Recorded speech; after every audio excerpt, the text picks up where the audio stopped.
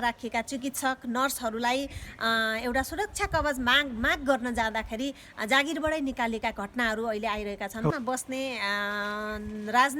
उहाँहरू राजनीतिक रूपमा चाहिँ एकदमै विज्ञ हुनुहोला, पोख्त हुनुहोला, तर स्वास्थ्य विषयमा विज्ञता उहाँहरूसँग हुँदैन। जस्तै उहाँहरूले बोल्नुभएका, उहाँहरूले दिनुभएका कुराहरूमा कतै पनि तालमेल मिलिरहेको हुँदैन। त्यसकारण विज्ञताको चाहिँ उपयोग गरोस् नेपाल सरकारले र आम सर्वसाधारणलाई यो जोखिमताबाट बचाउन सहयोग गरोस्। यहाँ खोक्रो आदर्श दिएर सैद्धान्तिक रूपमा मैले बाँडेको छु, मैले यति पैसा दिएको छु, मैले यो गरेको छु भनेर यहाँ केही हुनेवाला छैन। कता कता राजनीतिक दलका नेतृत्वहरूमा पनि विचलितपना आएको हामी देख्छौँ।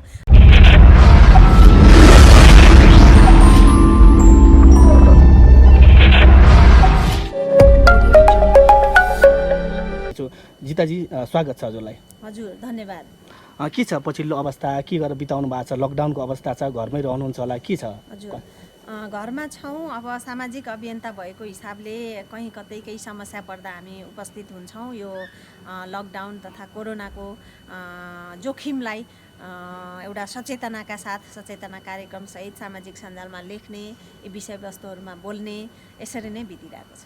जस्तै कोरोनाले विश्व महामारी रूपमा लिइरहेको अवस्था छ, विश्व आक्रान्त बनाइरहेको छ, नेपाल पनि अछुतो रहन सकेको छैन, लकडाउनको अवस्था छ, देशमा एकदम परिस्थिति जटिल अवस्था छ।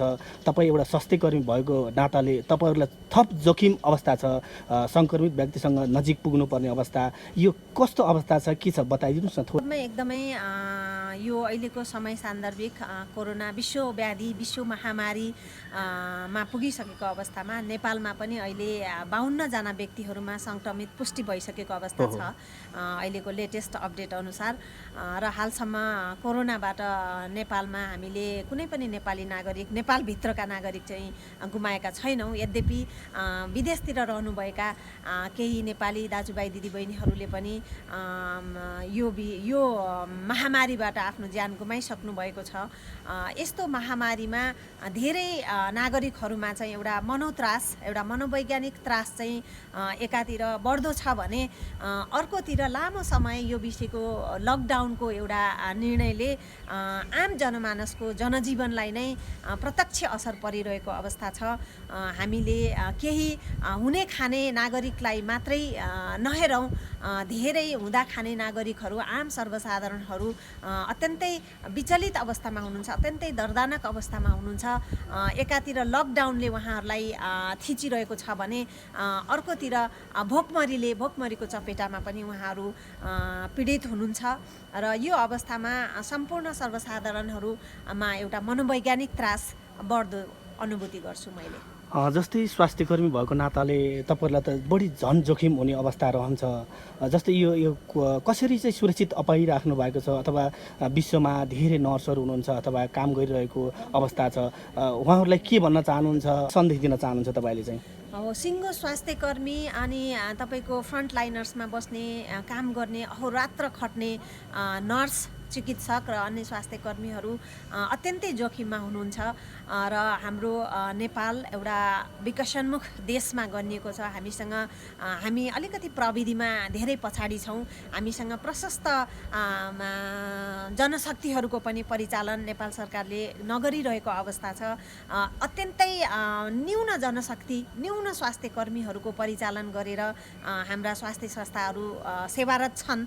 र सँगसँगै हामीसँग स्वास्थ्य सामग्रीहरू, यो महामारीसँग लड्नको लागि आवश्यक सुरक्षा कवचहरूको पनि प्रशस्त उपलब्धता नभएको यहाँहरूले सामाजिक सञ्जालमा विभिन्न हाम्रा स्वास्थ्यकर्मीहरूको आक्रोशबाट पनि थाहा पाइसक्नु भएको छ। एउटा हेल्थ पोस्टदेखि उपस्वास्थ्य चौकी, स्वास्थ्य चौकीदेखि जिल्ला अस्पतालदेखि निजी अस्पतालहरूमा काम गर्ने नर्स चिकित्सकहरूले एउटा मास्कसम्म पनि उपलब्धता नभएर आफ्नै खल्तीबाट मास्क किनेर प्रयोग गरिराख्नुपर्ने हाम्रो अहिलेको बाध्यता पनि यो छ।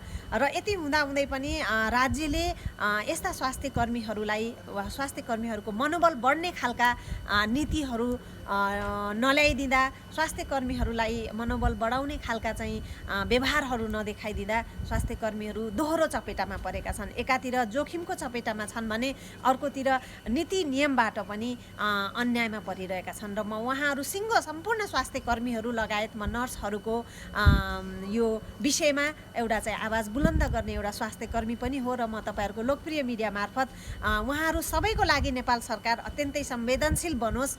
अहिले अरू कुरामा केन्द्रित हुने होइन। नेपाल सरकार यो कोरोनासँग महामारीसँग जुझ्नको लागि दक्ष चिकित्सक स्वास्थ्य कर्मीहरूको राय सल्लाह आवश्यकताहरूलाई चाहिँ छलफल गरोस्, उच्च संयन्त्रले रात दिन त्यसमा काम गरोस् भनेर अनुरोध पनि गर्न चाहन्छु। जस्तै सरकारले चाहिँ तपाईँ जस्तो स्वास्थ्य कर्मी चाहिँ कस्तो प्रकारको सेवाहरू लिदियो भने सुरक्षित हुने वातावरण बन्थ्यो होला?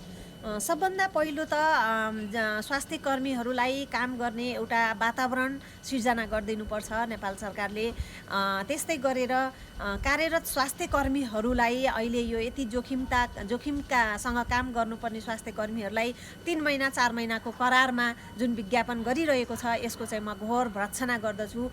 यो समय आफ्ना परिवार सबैलाई थाती राखेर अत्यन्तै जोखिम मोल्ने स्वास्थ्य कर्मीहरूलाई अलिकति स्थायित्व हुने प्रकारले सरकारले परिचालन गर्नुपर्छ र सम्पूर्ण सरकारी तथा निजी अस्पतालमा कार्यरत स्वास्थ्य कर्मीहरूलाई सुरक्षा कवचको यथाशीघ्र व्यवस्था गर्नुपर्छ।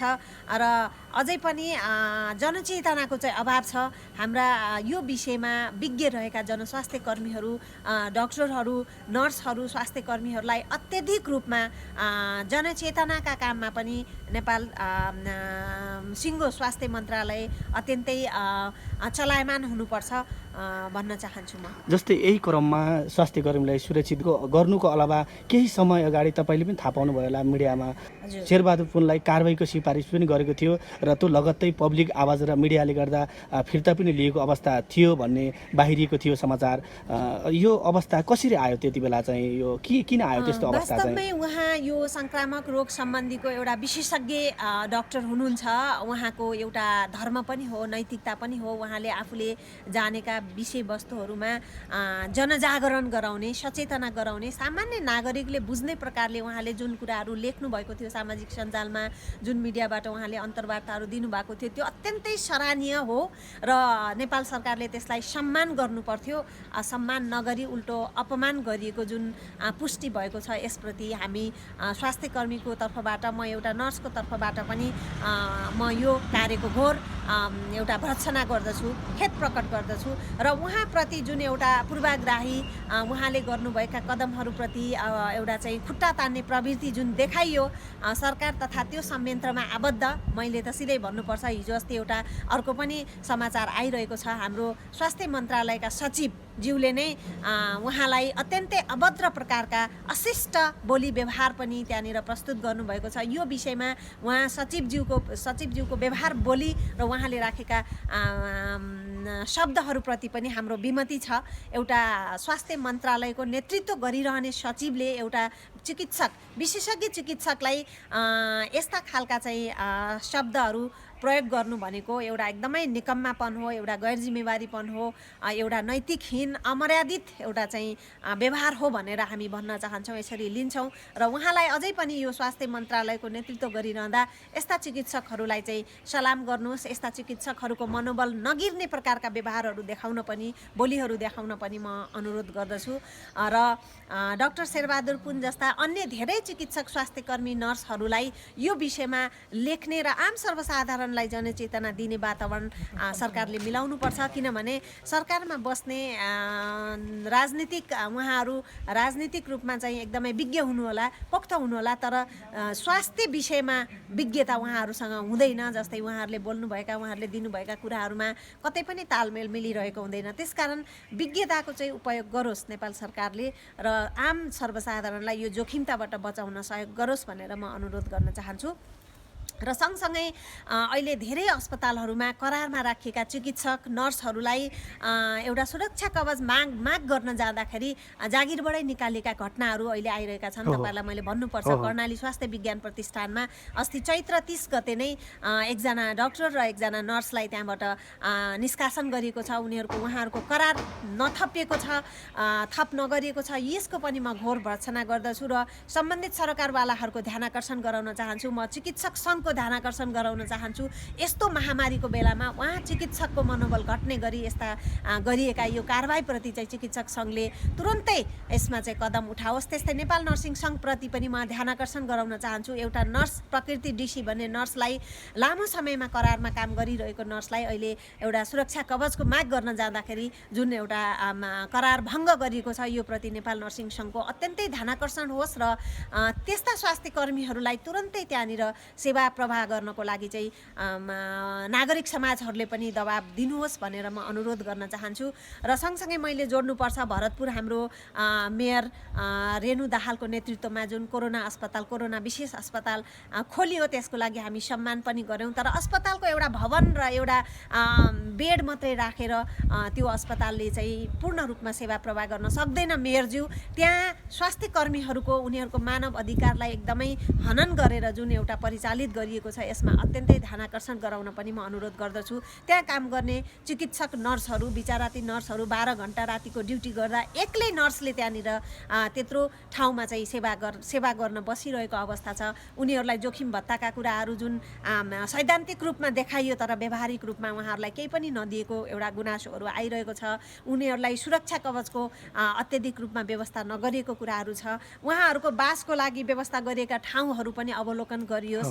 उहाँहरूको मानव अधिकार नै हनन हुने प्रकारले चाहिँ जबरजस्ती युद्धको मैदानमा होम्न कसैलाई पनि अधिकार छैन। यो नेपाल सरकारले यो विषयमा अत्यन्तै गम्भीरतापूर्वक ध्यान दियोस् भनेर म अनुरोध गर्न चाहन्छु।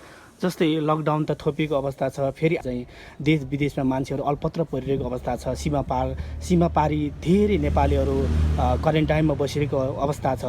ती बसिरहेका मानिसहरूको अवस्था कस्तो होला, तिनीहरूको स्वास्थ्य अवस्था कस्तो होला, सरकारले दिन चाहन्छ। सरकारलाई चाहिँ वास्तवमै नेपाल सरकार अहिले निकै चुनौतीपूर्ण घडीमा छ। तर नेपाल सरकारले यदि सही सलामत रूपमा सबैको सहयोग लिएर सर्वदलीय, सर्वपक्षीय, सबै नागरिक, सबै विज्ञहरूको चाहिँ सहयोग सुझावमा काम गर्ने हो भने यो महामारीसँग जुझ्न गाह्रो छैन।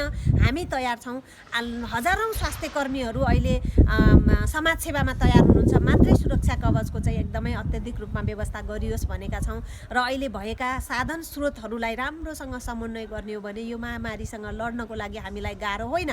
तर सरकारले एकदलीय, अत्यन्तै अधिनायकवादी निर्णय, अत्यन्तै तानाशाही निर्णय, एक्लो एउटा पक्षले मात्रै बसेर यी व्यवहारहरू, यी निर्णयहरू गरिरहँदा भने कता कता नागरिकहरू पनि विचलित देख्छौँ हामी। कता कता राजनीतिक दलका नेतृत्वहरूमा पनि विचलितपना आएको हामी देख्छौँ। र सँगसँगै विदेशमा अहिले तपाईँको यति महामारी फैलिँदा धेरै नेपालीहरू नेपाल फर्कन चाहिरहेको अवस्था छ। हामीसँग पनि धेरै नेपालीहरूले सम्पर्क गरिरहनु भएको छ। विशेष त खाडी मुलुकमा बस्ने र भारतका प्रवासी नेपालीहरूको अत्यन्तै दर्दनाक अवस्था छ। यसको लागि पनि उच्च स्तरीय समितिले यसको विशेष छलफल गरेर यी विषयमा के कसरी सहयोग गर्नुपर्ने हो, आम नागरिक सर्वसाधारणलाई के कसरी हामीले उद्धार गर्नुपर्ने हो भन्ने यी विषयमा पनि छलफल गरेर एउटा नीतिगत रूपमा एउटा आकस्मिक निर्णयहरू नेपाल सरकारले ल्याउनुपर्छ। र जति पनि सङ्क्रमणसँग चाहिँ अलिकति जोखिम भएका सुरक्षाकर्मीहरूको हकमा पनि उनीहरूलाई राम्रोसँग सरकारले सेवा सुविधा सहित सुरक्षा कवचहरूको व्यवस्था गर्नुपर्छ। चिकित्सक स्वास्थ्य कर्मीहरूको हकमा पनि यो व्यवस्था गर्नुपर्छ। अहिले हेर्नुहोस् त, महावीर पुन जस्ता एउटा यति प्राविधिक रूपमा अहोरात्र खटेर एउटा व्यक्तिगत रूपमा एउटा यत्रो नेपालका धेरै स्वास्थ्य कर्मीहरूलाई चाहिँ सुरक्षा कवच उपलब्ध गराउनुभएका छ। यस्ता विज्ञहरूको खोजी गरेर उहाँहरूलाई समर्थन, सहयोग, उहाँहरूलाई आर्थिक, भौतिक, नैतिक, सामाजिक, राजनीतिक सम्पूर्ण तवरले सहयोग गर्नुपर्छ नेपाल सरकारले। अनि मात्रै जनसरकार भनेर, जनताको सरकार भनेर, लोकको सरकार भनेर प्रमाणित हुन्छ। यहाँ खोक्रो आदर्श दिएर सैद्धान्तिक रूपमा मैले बाँडेको छु, मैले यति पैसा दिएको छु, मैले यो गरेको छु भनेर यहाँ केही हुनेवाला छैन। जनतालाई महसुस हुने प्रकारले नीति, नियम र कार्यान्वयन गर्नको लागि म अनुरोध गर्दछु। हुन्छ, हामी कार्यक्रमको एकदम अन्तिममा छौँ, तपाईँका प्यारो दर्शकहरूलाई केही भन्न चाहनुहुन्छ, केही सन्देश दिन र म चाहनुहुन्छ? सम्पूर्ण स्वास्थ्य कर्मीहरूलाई अत्यन्तै यो समय संवेदनशील भई आफ्नो सुरक्षालाई एकदमै ध्यान दिनुहोला। तपाईँ सुरक्षित हुनु भएन भने तपाईँ आफू आफ्नो परिवारलाई त तपाईँको ठुलो क्षति हुन्छ, सँगसँगै तपाईँका कारणले धेरै आम नागरिकमा सङ्क्रमण फैलिन सक्छ। त्यसकारण तपाईँले त्यहाँनिर अपनाउनु पर्ने विषयवस्तुहरूलाई अपनाइदिनु होला। म सबैलाई यो जनचेतना सहित स्वास्थ्य कर्मीहरूले आफ्नो फुर्सदको समयमा सामाजिक सञ्जालहरूमा यो विषय सम्बन्धी विषयहरू लेखिदिनु होला, बोलिदिनु होला। अहिले विश्वभरि नै करिब 30 लाख व्यक्तिहरू चाहिँ सङ्क्रमित भएको र करिब 2 लाखभन्दा लगभग 3 लाख जति पुग्न आएको मृत्युवरण गर्न लागिराख्नु भएको सम्पूर्ण एउटा 10% सङ्क्रमितको झन्डै 10% मृत्यु भइरहेको अवस्थामा हामी पनि अत्यन्तै जोखिममा छौँ। हाम्रा सीमाहरू खुला छन्। यो सीमाहरूको अलिकति व्यवस्थापनका लागि पनि हामी हाम्रा आवाजहरू बुलन्द गरौँ। स्थानीय सरकारलाई हामी समन्वय गरौँ र सबैको सहयोगबाट यो महामारीसँग लड्नको लागि म सबैजनालाई अनुरोध गर्दछु र स्वास्थ्य कर्मीहरूको संरक्षणको लागि, सुरक्षाको लागि सरकारवालाहरूको ध्यान आकर्षण गराउँदछु। हस्, धन्यवाद। हस्, थ्याङ्क यू।